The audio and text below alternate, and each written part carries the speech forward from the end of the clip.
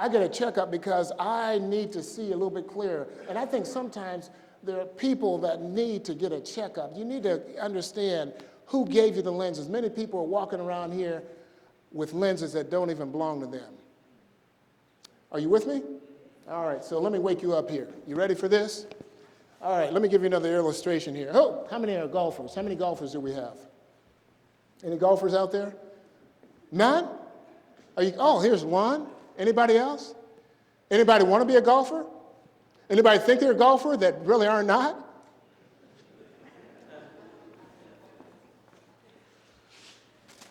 Frank, I don't know if he's still in the back there. Yeah, he's still back there. Frank is my golfing buddy. Last week we went to Birmingham to golf.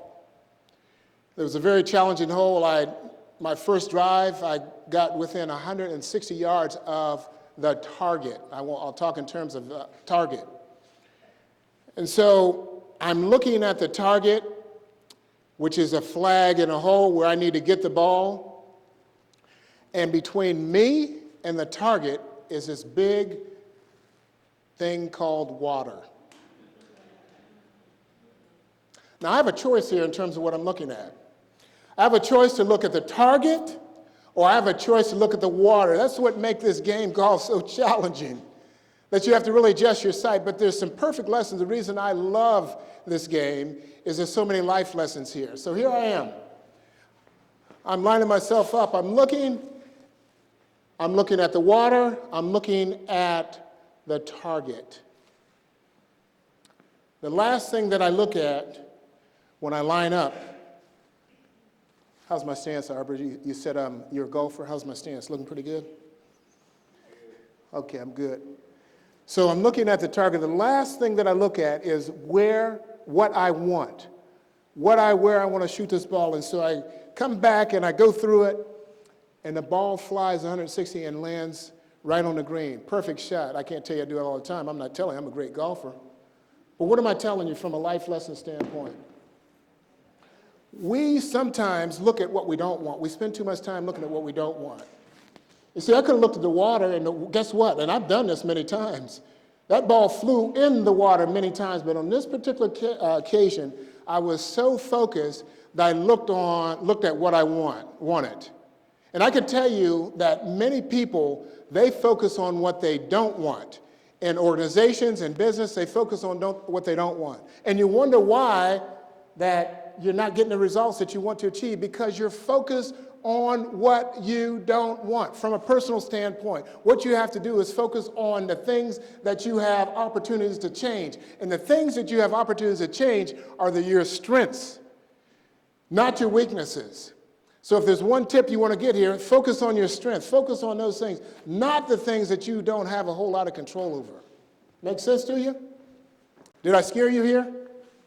Could have been occupational injury here at Selma Walton Theater. All right, here we go. Here, the fact.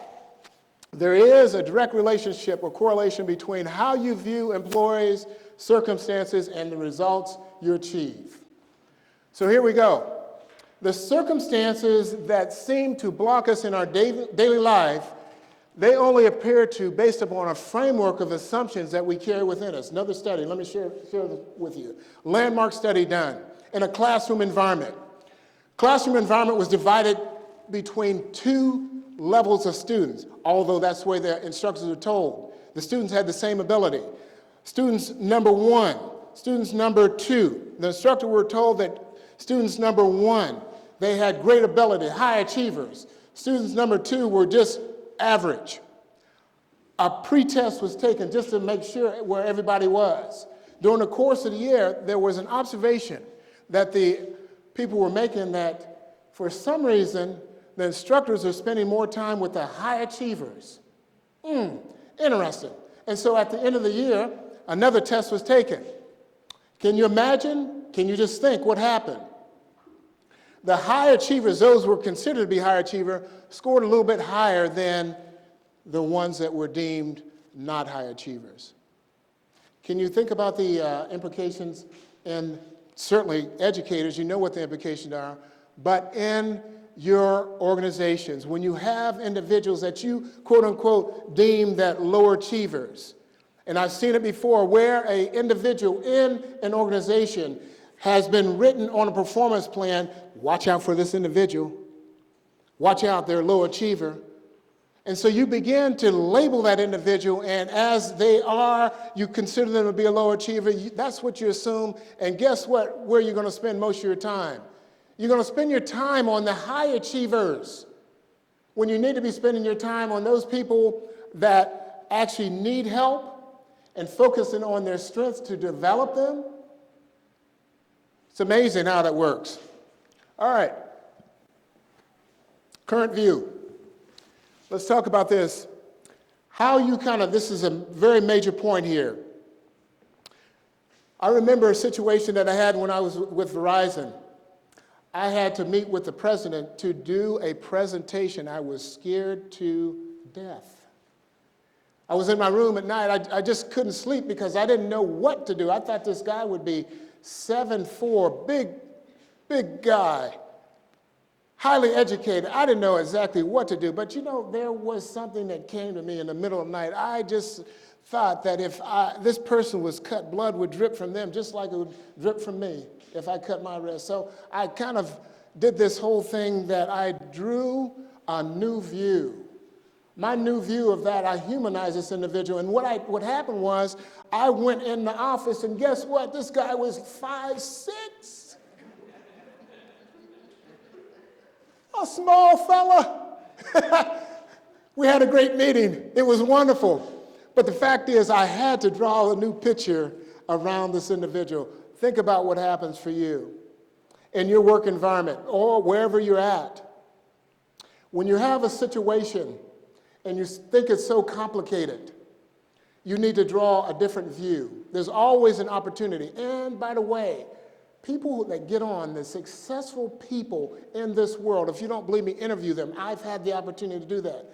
They know how to do this, and they do it well. Don't get stuck on the current view. Draw a new picture. All right, what I'm going to share with you now is I'm going to play a video, and that video is going to last about 18 minutes. And the video kind of ties all these pieces together.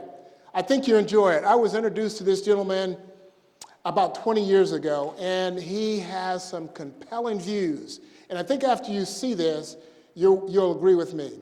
After the video, I'll come back for 2 minutes and wrap up the comments. Let's roll the video.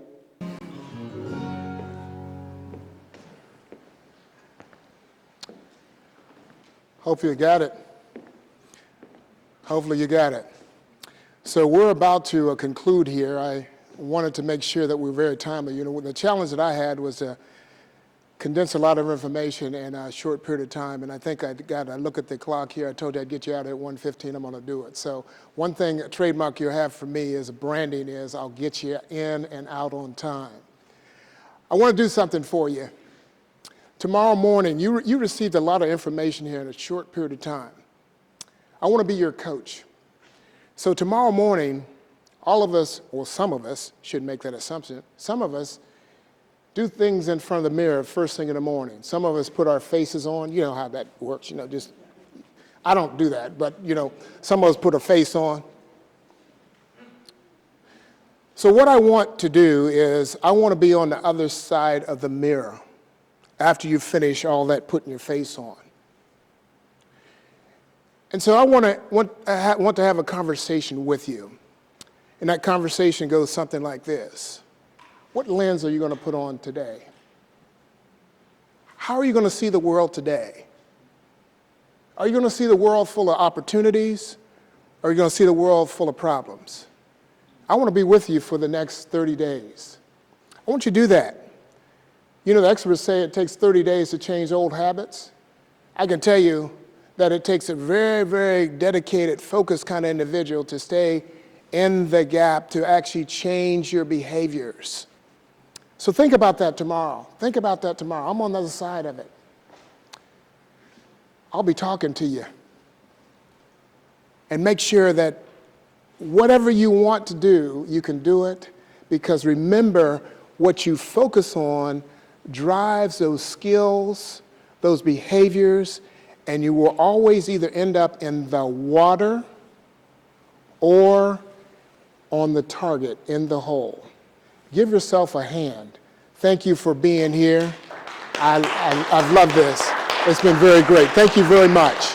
Putting on that lens of what can I do better and ask that question more often and use that to help improve what I do each day, whether it be at work, whether it be with my family, wherever it's at. But I would like to see more people out to enrich themselves so that they can get better at the things that they do and so that they can be a help to other people. So we're going to try and apply some of these principles to our lives as well? Oh, definitely. And when I get home, first of all, I'm going to let David talk back to me in the mirror, because I do believe that's key. Our attitude is everything, and if I can think just today, be the best I can be, and it's like when you're on a diet, like I need to be.